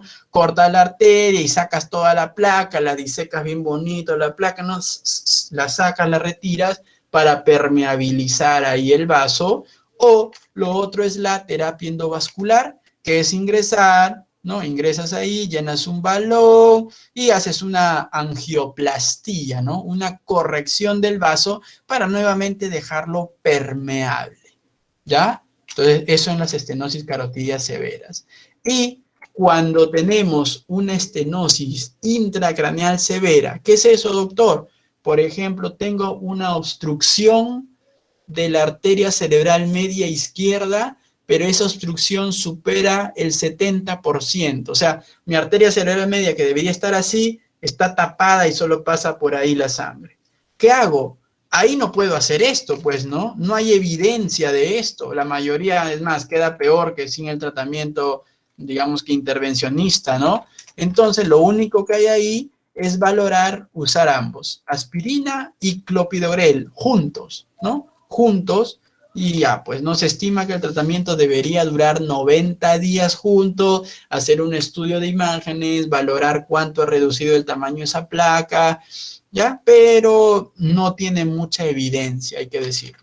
Luego, los cardioembólicos. Cardioembólicos. Hay una fuente cardíaca de embolismo, pues hay que usar anticoagulantes o, por ejemplo, si es un mixoma, pues hay que operarlo, ¿no? Entonces depende de la causa, pero la mayoría, si es una endocarditis infecciosa, hay que tratar la causa y luego reparar la válvula afectada, ¿no? Entonces, si es una, por ejemplo, una FA, anticoagulantes, pues, ¿no? Entonces ahí hay que valorar el uso de anticoagulantes, ya sea warfarina o los nuevos anticoagulantes. Ahí viene el problema.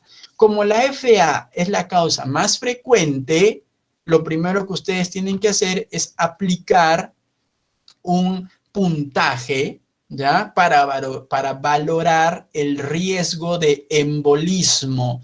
No todos los pacientes con FA son iguales. Hay algunos que tienen más riesgo y otros que tienen menos riesgo. ¿Cuál es el score ideal para estratificar estos pacientes? Pues es el score CHADS-VASC, ¿no? Entonces ya lo saben, ya se los deben haber mencionado, no es un score nuevo para ustedes, ya saben que cada letra o es como un acrónimo, ¿no? Cada letra tiene un significado ahí, etcétera. Y miren esta tabla, ¿no? A mayor puntaje de CHADS-VASC, mayor riesgo de recurrencia anual. Doctor, en castellano, mientras más puntos tengas en el CHADS-VASC, hay más posibilidad de que te vuelva a dar un infarto. Por lo tanto, los pacientes se estratifican. Se supone que riesgo bajo es 0, riesgo moderado es 1 y riesgo alto es 2 o más. Y en base a esa estratificación es que se recomienda el tratamiento. Ahora, tenemos acá otro score, que es el score Hasbled. Este score ya no es para predecir el riesgo de recurrencia, o sea, qué tan riesgo de embolismo tiene el paciente, sino este es un score para ver qué tanto riesgo tiene el paciente que vas a anticoagular para que obviamente tengas tú los cuidados necesarios. Entonces, este es un score que me predice el riesgo de sangrado, ¿ya? Predictor de riesgo de sangrado. Entonces, cada letra también significa algo, un puntaje. Se estima que un Hasbled igual o mayor de 3 es un puntaje alto, es un paciente de riesgo para sangrar. Entonces, ustedes, al momento de escoger su anticoagulante, tienen que poner en una balanza el riesgo de embolismo y el riesgo de sangrado para que puedan escoger el mejor agente anticoagulante, ¿ya? Perfecto. Ahora, estos son los nuevos anticoagulantes. Entiendo que también ya los deben conocer, el dabigatran, el rivaroxaban, el apixaban. Ya saben ustedes que el dabigatran, su blanco es el factor 2A o la trombina, y en cambio los que terminan en xaban, su blanco es el factor 10A, pues, ¿no? O 10 activado, ¿no? Lo demás no lo voy a decir porque no me corresponde, le corresponde a farmacología, pero lo que sí tienen que saber es lo de abajo. Tenemos acá un forest plot. Yo sé que ustedes también ya saben mucho sobre estadística, investigación, porque veo que han impulsado muy bien eso en la universidad y me parece excelente. Entonces, este es un forest plot, ¿no? Que intenta agrupar cuál es el beneficio, en este caso combinado, del uso de los anticoagulantes sobre la warfarina, ¿no? Entonces, digamos que en aquellos pacientes con fibrilación auricular, aquellos pacientes que recibieron nuevos anticoagulantes tuvieron un 19%, 19 porque la resta de 100 menos 81, ¿no? Un 19% menos riesgo de tener una ACV, una ACV en este caso isquémico, comparado con aquellos que usaron warfarina. Entonces, digamos que son mejores pues que la warfarina, pero ¿a costa de cuáles? A costa del dabigatran y a costa de la apixaban. Esto ya intervalos de confianza, como ustedes ya saben, ¿no? La cosa es ver el resultado final y ver si el P es significativo, ¿no? Perfecto. En cambio aquí, este es el riesgo de sangrado. Entonces pueden ver de que en realidad no hay una diferencia estadísticamente significativa de estos nuevos anticoagulantes combinados versus la warfarina. ¿Por qué? Porque el intervalo toca con las justas la unidad. Mire, está a favor de ellos, pero como toca la unidad, pues caballero, no podemos afirmar que son mejores, pero en el análisis unitario ustedes se pueden dar cuenta que sí hay dos medicamentos que fueron mucho más seguros que la warfarina, ¿no? Entonces, hay medicamentos muy eficaces, hay medicamentos muy seguros y depende justamente de ese balance que ustedes le den para indicar uno o el otro. En castellano, si les preguntan, ¿cuál es el medicamento, el nuevo anticoagulante que tiene más eficacia para reducir el riesgo? Dabigatran. ¿Cuál es el medicamento más seguro? Apixaban. ¿Ya? Esas son en conclusión. ¿ya? ¿Y cuáles son las recomendaciones? En primer lugar, todo paciente con FA varón que tenga un puntaje de CHA2-VAS de 2 o más necesita anticoagulación.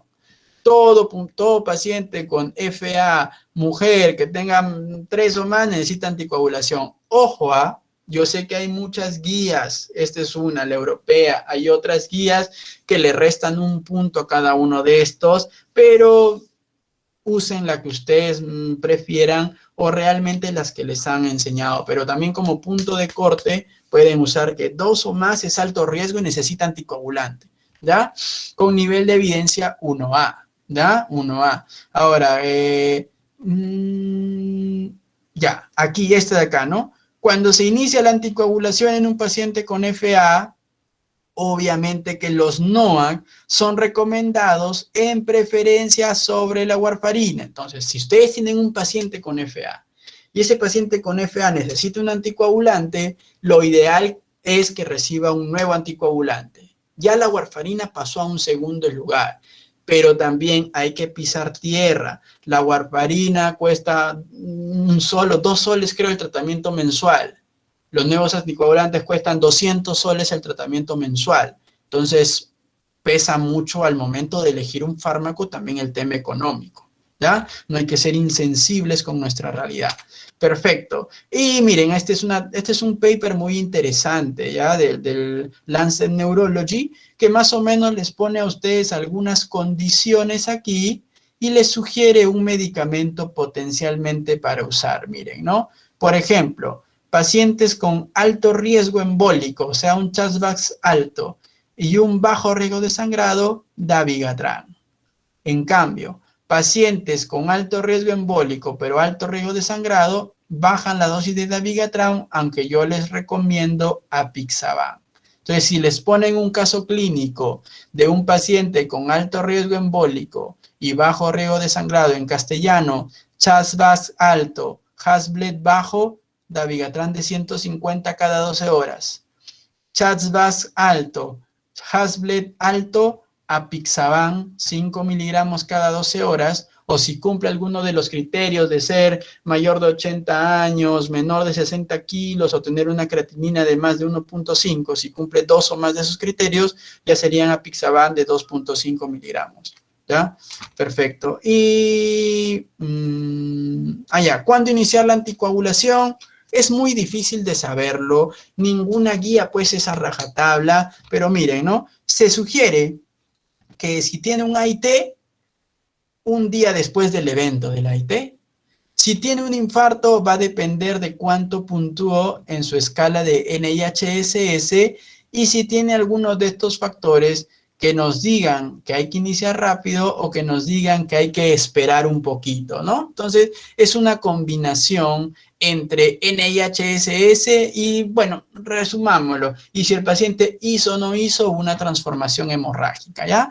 Pero digamos que, miren, hasta el peor paciente no se debe esperar mucho para anticoagular, máximo 12 días, el peor paciente, ¿ya? Perfecto, ahora, ya terminando, ¿cómo se tratan aquellos infartos de vaso pequeño? Control estricto de factores de riesgo y su antiagregante plaquetario. ¿Cómo se tratan los infartos inhabituales? Va a depender de su etiología. Aquí es tan grande la etiología que no se puede hablar de un solo tratamiento. Y los indeterminados, por ahora, solo antiagregantes plaquetarios. Pero en un futuro cercano, este grupo de pacientes se va a estratificar, como ya hay muchos ensayos clínicos corriendo sobre esto, y probablemente un grupo de estos infartos indeterminados, especialmente aquellos llamados los ESUS, que seguramente les han comentado, sí pueden ser tributarios de recibir nuevos anticoagulantes orales, pero un grupo muy pequeño, ¿ya? Y bueno, yo sé que es una charla larga, es difícil resumir todo esto. Cuando yo dictaba esto era pues en 2 semanas, creo, ¿no? Por ahí, o bueno, varios días, así que espero que haya podido satisfacer algunas de sus preguntas, y si no, me las pueden hacer llegar sin ningún problema. Bueno, los escucho. ¿Hay alguna pregunta, duda, aporte, pregunta? Si tienen alguna pregunta muy puntual, háganla, no hay ningún problema. Si no la sé, la busco y se las digo después.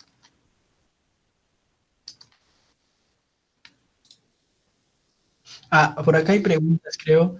Eh, Cuando mencionó la arteria paramediana pontina, es la del síndrome de Miller-Guebler. Yeser, ¿cómo estás, Yeser, a los años? Claro, una oclusión, digamos que medial de la protuberancia me puede causar un síndrome de Miller-Guebler, ¿no? El síndrome de Miller-Guebler es un síndrome clásico alterno del tronco encefálico que se caracteriza por el compromiso del sexto y el séptimo de un lado y una debilidad en el lado contralateral, ¿no? Sí, hay tres síndromes clásicos, ¿no? El del mesencéfalo es el de Weber, el de la protuberancia es el de Miller-Guebler y el del bulbo raquídeo, vulvar dorsolateral es el de Wallenberg, ¿no? Excelente, ¿no? Entonces, ¿hasta cuánto se puede considerar una lesión isquémica como subaguda? No hay un punto específico realmente, ¿no? Yo diría que sería, es que el decir agudo, subagudo, va a depender desde qué punto de vista lo ves. Por ejemplo, desde el punto de vista de manejo, una lesión aguda isquémica es aquella que dura menos de 4.5 horas, ¿no? O sea, que esté en la ventana terapéutica. Pero desde el punto de vista radiológico, tú puedes considerar una lesión como subaguda, diría yo, después de los 7 días y antes del primer mes, ¿no? Digámoslo así, que justo vendría a ser el momento en el cual la difusión sigue siendo positiva, pero el mapa ADC ya es negativo, ¿no? O sea, depende de qué punto de vista tú lo quieres ver, ¿no? Perfecto. Entonces, bueno, espero que muchas cosas haya quedado claro. Obviamente que he omitido muchas otras. En caso quieran algún tipo de información complementaria, no duden en hacérmelo saber. Y nuevamente, un gusto que estén presentes hasta altas horas de la noche, ¿no? Ya son las 8:45, increíble, ¿no? Y bueno, un gusto tenerlos acá y pues que les vaya bien, que les vaya bien. Ya saben, siempre hay que marcar la C, hay que marcar la clave más larga, nunca es la que dice todos o nunca. Ustedes ya saben eso, pues no, ya, ¿para qué decirlo? Un gusto y que tengan un buen día. Nos vemos. Gracias, hasta luego. Muchísimas gracias, doctor. De verdad lo agradecemos de todo corazón por la ponencia. O sea, espero que ayude a mis compañeros para el examen de mañana. Una vez más, queremos agradecerle por haber dedicado su tiempo, ¿no? A hacernos este repaso. Y chicos, les invito a no retirarse aún, por favor, y a participar de la trivia. Le damos el pase a Stephanie. Hasta luego, gracias. Sí. Buenas noches, chicos. Vamos a empezar con la trivia.